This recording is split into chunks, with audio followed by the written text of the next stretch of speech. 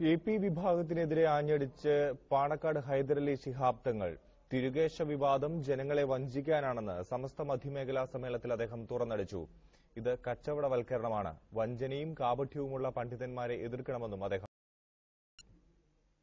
കബളിപ്പിക്കുന്ന രീതിയിലുള്ള വഞ്ചനാപരമായ പ്രവർത്തനവുമായിക്കൊണ്ടാണ് അവർ ഇറങ്ങിത്തിരിച്ചത്. അത് വെറും കച്ചവട കമ്പോളവൽക്കരണം മാത്രമായി മാറിക്കഴിഞ്ഞിരിക്കുകയാണ് എന്ന് നമുക്ക് മനസ്സിലാക്കാൻ സാധിക്കുന്നു.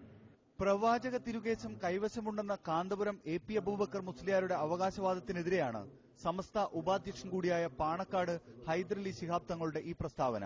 തിരുകേശം സ്ഥാപിക്കുന്നതിന് പള്ളി നിർമ്മിക്കാൻ പിരിച്ച പണം തിരികെ നൽകണമെന്നും അദ്ദേഹം ആവശ്യപ്പെട്ടു. പള്ളി നിർമ്മാണത്തിന് ഹൈദരലി ശിഹാബ് തങ്ങളും പണം നൽകിയെന്ന് നേരത്തെ കാന്തപുരം AP അബൂബക്കർ മുസ്ലിയാർ വ്യക്തമാക്കിയിരുന്നു. ആരെയെങ്കിലും അങ്ങനെ വഞ്ചിച്ചുകൊണ്ട് കൂപ്പൺ അവരിൽ നിന്ന് വാങ്ങിക്കൊണ്ട് ആരെന്തെങ്കിലും പണം വാങ്ങിയിട്ടുണ്ടെങ്കിൽ ആ പണം ണമെന്ന് വിനീതമായി സാധുക്കൾ പറയാൻ ആഗ്രഹിക്കുകയാണ്. AP വിഭാഗം സമസ്തയെയും പാണക്കാട് തങ്ങൾ കടുത്ത ഭാഷയിൽ വിമർശിച്ചു.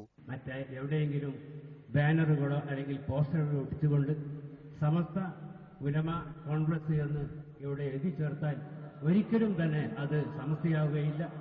അത് വെറും ഡ്യൂപ്ലിക്കേറ്റ് പ്രസ്ഥാനമായി ചവറ്റുകുട്ടയിലേക്ക് വലിച്ചൊടിഞ്ഞിരിക്കുകയാണ് എന്ന് AP EK സുന്നി ഐക്യത്തിന് കളമൊരുങ്ങുന്നുവെന്ന് നേരത്തെ വാർത്തകളുണ്ടായിരുന്നു.